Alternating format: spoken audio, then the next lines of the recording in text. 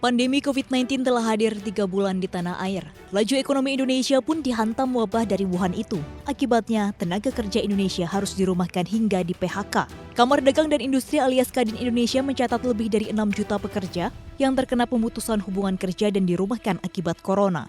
Dari jumlah itu, Kadin Indonesia menyebut 90%-nya merupakan karyawan yang dirumahkan. Wakil Ketua Umum Kadin Indonesia, Sinta Kamdani menyatakan, sejak relaksasi PSBB pada Juni 2020, denyut ekonomi mulai bergerak.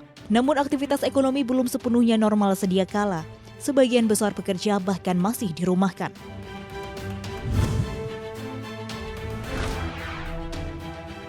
Masih terkait berita PHK, raksasa ride-hailing Asia Tenggara Gojek berencana melakukan PHK karyawan. Rencana tersebut akan diumumkan pekan ini. Hal itu diungkapkan oleh sumber Reuters yang tak mau namanya disebut. Tak ada keterangan lebih lanjut berapa jumlah karyawan yang akan di-PHK. Bila informasi tersebut benar, maka pengumuman ini hanya berjarak seminggu dari pengumuman suntikan dana dari Facebook dan PayPal.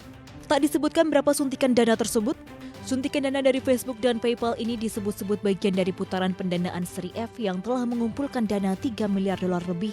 PitchBook mencatat Gojek telah mengumpulkan dana investor sebesar $6,2 miliar dan valuasi perusahaan sudah mencapai $12,5 miliar, mendekati Grab yang memiliki valuasi $14,9 miliar.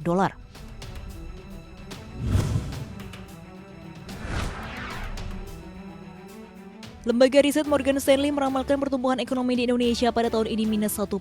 Angka prediksi itu direvisi dari sebelumnya yang masih positif 1%. Morgan Stanley menilai ekonomi Indonesia pada kuartal 2 tahun 2020 diprediksi minus hingga 5%. Kemudian pertumbuhan ekonomi dalam negeri juga diyakini masih minus pada kuartal 3 dan 4. Dalam risetnya, Morgan Stanley mewanti-wanti pemerintahan di seluruh dunia harus mengantisipasi datangnya resesi. Morgan Stanley bukan lembaga internasional yang pertama kali menilai pertumbuhan ekonomi Indonesia akan dihantam COVID-19 sebelumnya. Bank Dunia memproyeksikan ekonomi RI tumbuh 0%. Kemudian IMF meramal PDB Indonesia mungkin tumbuh 0,5%. OECD bahkan memprediksi ekonomi Indonesia di tahun ini bakal minus 2,8 hingga minus 3,9%.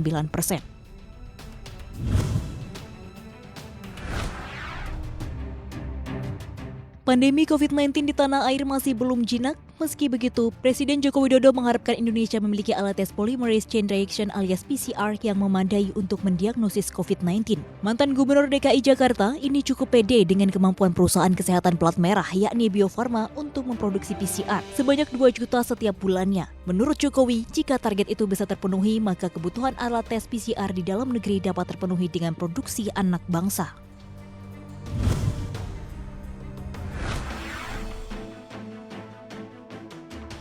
Drama antara Amerika Serikat dan China masih berlanjut. Setelah sempat melontarkan pernyataan bahwa deal dagang antara Amerika Serikat dan China telah usai, penasihat Gedung Putih Peter Navarro kembali mengklarifikasi bahwa deal dagang itu masih terus berlangsung hingga saat ini. Navarro menilai pernyataannya di Fox News telah disalahartikan oleh pasar. Navarro menjelaskan komentarnya tidak berkaitan dengan deal dagang, melainkan kurangnya kepercayaan negeri Paman Sam terhadap China setelah berbohong tentang asal-usul COVID-19. Tak mau pasar goyah, Presiden Donald Trump pun langsung menegaskan bahwa kesepakatan dagang fase 1 dengan China masih utuh dan tetap. Trump berharap China masih patuh terhadap perjanjian dagang itu.